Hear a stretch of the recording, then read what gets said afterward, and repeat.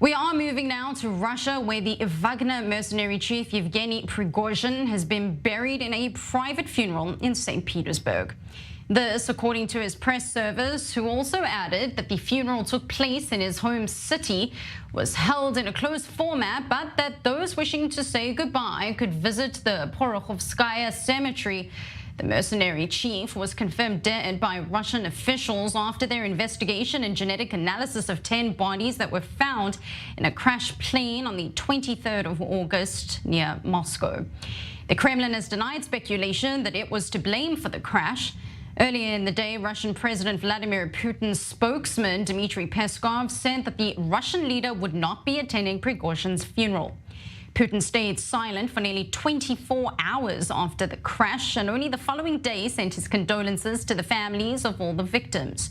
Putin described Prigozhin as a, quote, talented person who made serious mistakes in life.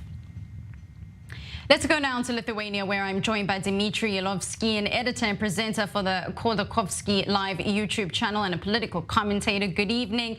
A talented person who made some serious mistakes in life. Critics say that's one heck of a tribute amid a no wrongdoing claim. Would you tend to agree?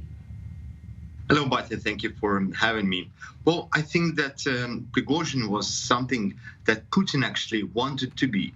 They both got acquainted in the early 90s, and we know that they've been doing lots of business actually together, because recently we had only information that they got acquainted only in the year of like 2000 or something. So now we do know that Prigozhin is actually not that type of a very lucky and talented businessman who can open catering business, restaurants, make good acquaintances, and go on and further and further. We know that Putin was his pal, his friend, since working in the government of St. Petersburg. And now we see that the paths of these two people went in completely wrong direction. But yes, Prigozhin was a very cruel but very talented man, and he was the chief of Wagner. So basically, he was buried today in St. Peter on this cemetery on the very outskirts of the city. And you know why? Because there is only one particular person buried there, his father.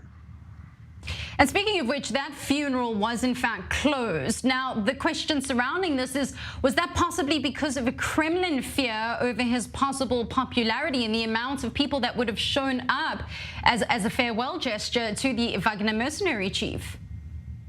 Well, we know that there was some very violent protests that followed funerals of many people in Middle East, in Russia, in Europe.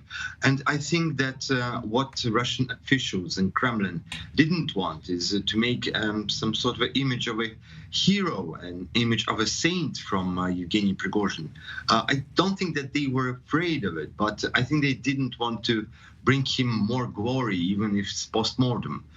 So they decided to keep it in a low profile. They didn't even let the media attend the event. I think there was only a very close circle of friends and relatives of Prigozhin. Russian media reports that there were like some 40 people or something. I believe that much more people wanted to wave goodbye to Prigozhin and today and to visit the cemetery. But they didn't have that opportunity, but maybe they will go there sometime again. Many onlookers describe Prigozhin after his short-lived mutiny against Putin as a, quote, dead man walking, including Putin ally and loyalist Belarusian President Alexander Lukashenko. Could they possibly be alluding to guilt here? It would not be the first time that Putin has been in the headlines and being blamed for possibly getting rid of dissent. Well, I think nobody actually has any thoughts that it might be somewhere else but Putin. But, you know, the funny thing is that his bro, Alexander Lukashenko, looks to be a person who might not be very interested in Prigozhin's death, because we do know that the Belarusian president said that he is welcoming mercenaries of the PMC and Prigozhin himself, and they guarantee him safety and security. So now we see that the Belarusian dictator is not that powerful. He didn't provide enough security and enough enough safety for Prigozhin.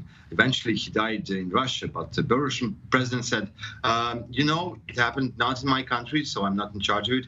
But anyway, Lukashenko was a person who actually saying that he has stopped the coup and he has given shelter to Prigozhin. Right. But now he's the person who actually didn't give him enough guarantees. And obviously questions are going to be coming out now with regards to what will happen to the Wagner mercenary group, not obviously just in Russia, but also its influence elsewhere, like in Africa, specifically in Mali. Dmitrii Elovskii, an editor and presenter for the Khodorkovsky Live YouTube channel and a political commentator, I want to thank you very much for your time and analysis. That's it from us at the I-24 News Desk.